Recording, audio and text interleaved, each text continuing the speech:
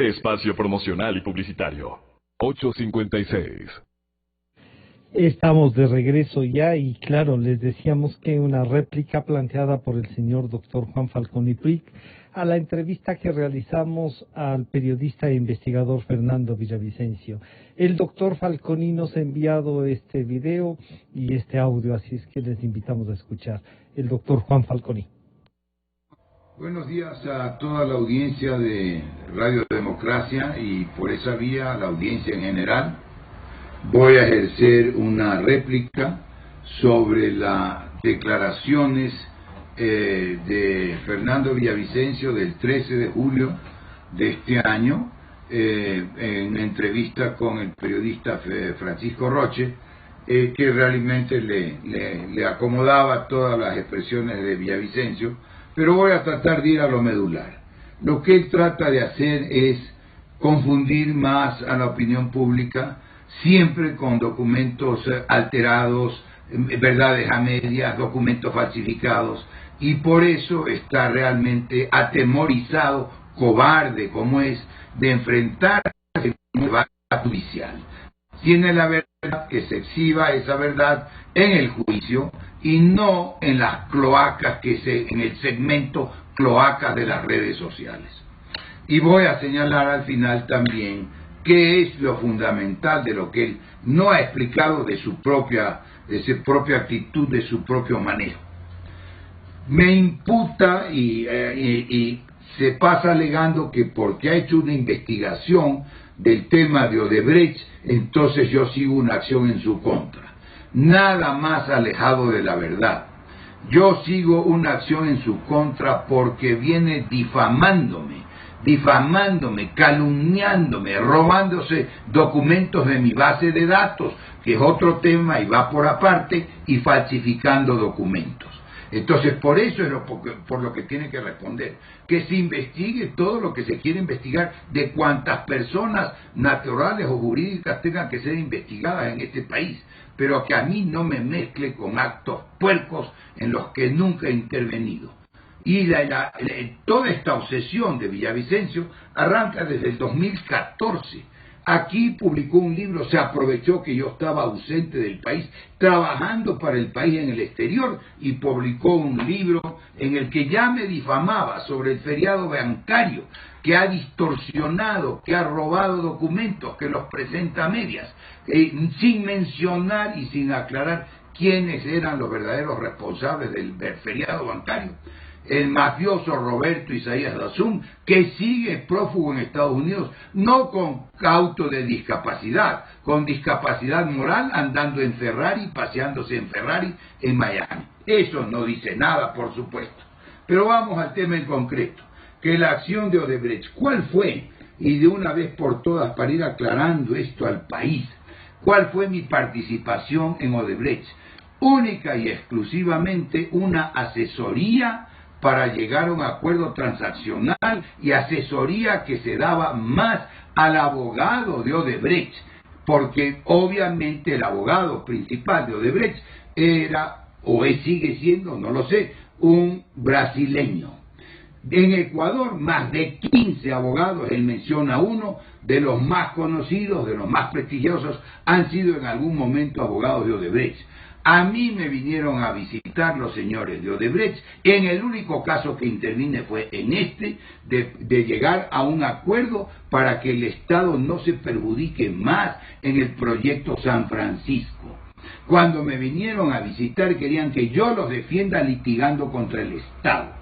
Pero nunca, por principios, nunca en mi ejercicio profesional he litigado contra el Estado ecuatoriano. Y entonces les dije, yo podría intervenir bajo el supuesto de llegar a una transacción, a un acuerdo transaccional para terminar los litigios de ese proyecto de San Francisco en concreto. Aquí hay una comunicación del 25 de enero, que esto no lo mencionan en la investigación, que se dirige el señor José Santos al procurador del Estado, porque el procurador es el abogado del Estado.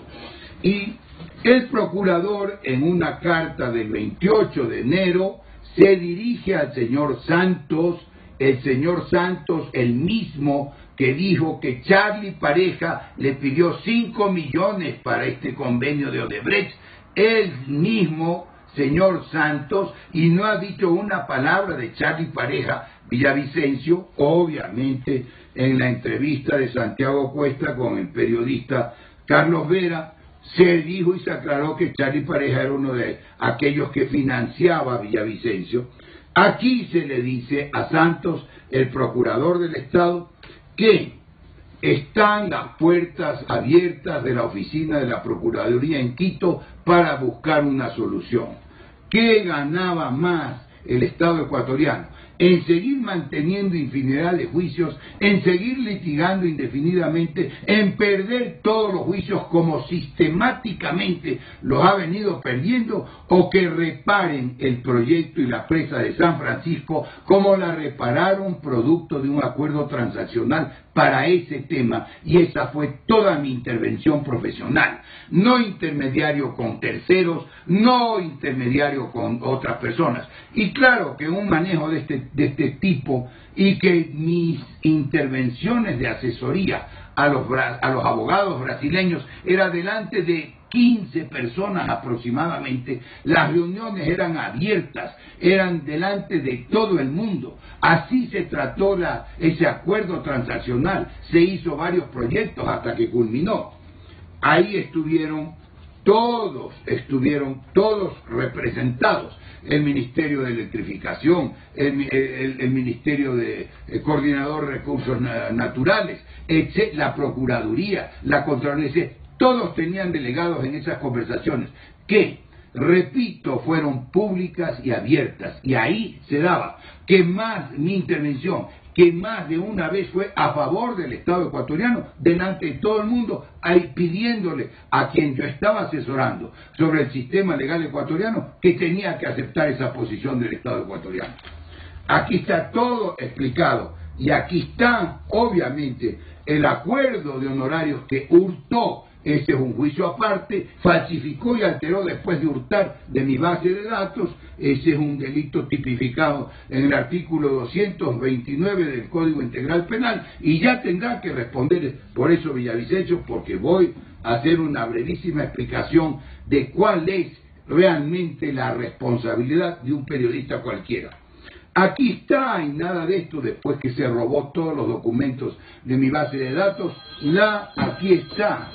Y aquí está, repito, y la nota con la que, firmado y culminado ese acuerdo, el abogado de Odebrecht, el abogado brasileño, me envía una nota adjuntándome el convenio con Hidropastasa. Entonces, todo esto es una cosa, y otra cosa muy distinta, ir difamando, ir exhibiendo documentos alterados, como ha hecho en muchos otros casos, concretamente con el feriado bancario y los decretos del feriado bancario, y que yo tenga algún tipo de responsabilidad. Mi ejercicio ha sido siempre limpio, le consta a todo el mundo, inclusive a quienes han sido la contraparte en el proceso judicial. Esto es lo fundamental en cuanto a mi intervención en Odebrecht, que se pasa cacareando como gallina clueca el abogado de Odebrecht, el abogado de Odebrecht me persigue por la investigación. No, yo estoy ejerciendo una acción legal por las injurias, por las calumnias, por las difamaciones, por la falsificación de documentos y el hurto de documentos. Son otros juicios que tendrán que venir, que necesariamente tendrán que venir. ¿Por qué? Y aquí voy a aclarar esto. Porque los periodistas, y yo he sido periodista de opinión, he escrito con mi nombre por más de 30 años en los principales diarios del país. Solo en el diario Hoy, más de 25 años. Entonces, yo también he sido periodista. Pero ¿dónde está el principio de igualdad ante la ley? ¿Dónde está la inmunidad de la que quieren acogerse ciertos periodistas para difamar y calumniar, para chantajear, para hacer un ejercicio soez de esa profesión noble del periodista? no da lugar a ninguna solidaridad con el chantaje y con la inmoralidad. ¿Dónde? ¿Dónde está eso? ¿Qué ley le tiene que dar a ciertos periodistas las ventajas, y más aún a los periodistas de universidades de garaje, las ventajas que nadie tiene en la República? La única inmunidad es la de los parlamentarios, y eso por actos y opiniones en el ejercicio de la función de parlamentario, no por otras acciones, y ahí están enjuiciados todos los parlamentarios, hoy más que nunca. Viene a insinuar que yo me equivoco en unos temas legales. La jueza Yadira Proaño desde el principio manejó confusamente este proceso, porque lo que ella alegaba era que si se había planteado una querella o una acusación. Y se le explicó que era una querella, porque la querella corresponde al ejercicio de la acción privada, mientras que la acusación es la acción pública. Eso es todo. Este que no entiende los documentos o que los tergiversa de mala fe, por paga o sin paga, que lo explique después la intervención de Charlie Pareja, otro prófugo, al igual que el prófugo para el que trabaja Charlie Pareja, el prófugo hoy que goza de un habeas corpus esotérico, Roberto Isaías Lasum, que está pendiente que las autoridades americanas lo deporten, ¿verdad? Además de un pedido de extradición que viene desde el año 2000. De esto no dice una palabra. De la plata y de los 8.000 millones que se llevaron los Isaías, Roberto Isaías Lasum no dice una palabra, no explica una palabra, no investiga una palabra, ¿verdad? No abre sus cuentas como se lo explicó y se lo pidió Santiago Cuesta en la entrevista con Carlos Vera. 12, 14 millones de dólares. Santiago Cuesta exhibió los números de cuentas de los bancos, las transferencias. ¿De dónde esa fortuna de 14 millones? ¿De dónde le llega? Decían ahí en un programa vive de lo que calla y de lo que dice. Por supuesto, pues, calla lo que calla para sus patrones y dice lo que le mandan sus patrones a decir. Y eso es de lo que vive. Eso está clarísimo, ¿verdad? En este juicio quiere confundir. Y lleva a la jueza, quiere llevarla a presión, a confusión. Quiere reclamar una solidaridad del gremio que no tiene por qué darle ninguna solidaridad. ¿Acaso per se, por ser periodista, tiene que tener solidaridad gremial? De ninguna manera. O sea que los periodistas, que ha habido aquí en este país una tradición de periodistas profundos, honorables, serios, tienen que ser solidarios con quien anda difamando a todo el mundo por aspectos estrictamente económicos y personales. De ninguna manera, por Dios. ¿Qué le dice a la jueza? Y aquí está el escrito. Una y otra vez se ha escabullido cobardemente de la audiencia. ¿Por qué no quiere debatir esto ante la justicia? ¿Ante quién hay que debatirlo? Solo ante la justicia. ¿Por qué no quiere debatirlo ante la justicia? Señora jueza, le dice aquí en esta parte medular del escrito, reconozco que al momento de atender usted favorablemente mi pedido constitucional y legal de declarar la prescripción, no tiene idea de la prescripción. Los 3 meses son para plantear la acción. Y una vez planteada la acción, la prescripción opera en 1 año, que es la que está buscando. Artículo 417, numeral 6 del Código Integral Penal. ¿De qué prescripción habla? No sabe. Y si acaso sabe y entiende, entonces peor aún, mala fe, distorsionando los textos legales para confundir, no a la jueza, que bien lo sabe pero lo solapa, sino al público en general. De declarar la prescripción de la acción al tenor de las normas legales antes invocadas, usted, por observancia del procedimiento legal, no ingresará a realizar ningún análisis de fondo. ¿Por qué el cobarde, calumniador, difamador no quiere análisis de fondo de su actitud, de su manejo disque periodista? ¿Por qué? ¿Por qué no quiere mirarme cobarde frente a frente, mirarme a los ojos y sostener ante mí en una audiencia, ante el órgano jurisdiccional, lo que sostiene en la sección cloaca de las redes sociales? ¿Por qué, cobarde? ¿Ah? ¿Por qué no quiere presentarse ante la justicia? Para que demuestre si los documentos son auténticos o no, si lo que dice es verdad o no, si hay documentos hurtados de mi base de datos o no, si están falsificados o no, dándoles otra contextura, sacándolos de contexto y difiriendo y engañando todo. ¿Por qué no nos aclara su intervención y sus manejos con el SRI? ¿Por qué no nos aclara su relación con la UAFE?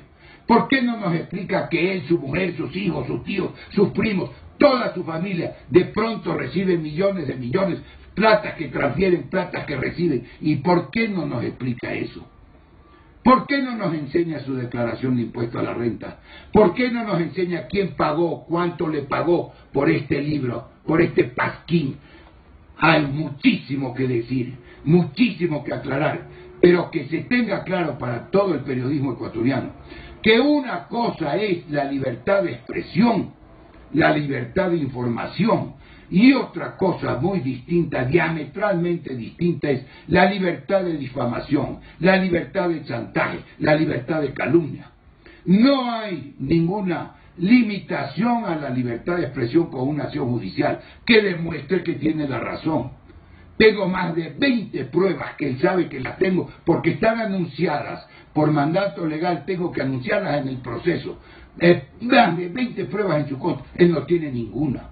Y van a venir otros juicios que no tienen solidaridad gremial, etcétera, etcétera. No, señor, la solidaridad no existe para este tipo de actos. Además, la solidaridad nace de la ley. El encubrimiento vil, nace de la actitud de las personas. Eso es todo. Muchas gracias. Buenos días a todas las... Y pues, su verdad, sus ideas y su derecho, ¿no? Su derecho, así es que no tenemos nada más que decir. Si no, este ha sido nuestro aporte, nuestro trabajo del día de hoy. Nos estaremos encontrando mañana, como suele decir y recordarnos Gonzalo Rosero, siempre en busca de la verdad. Hasta mañana entonces.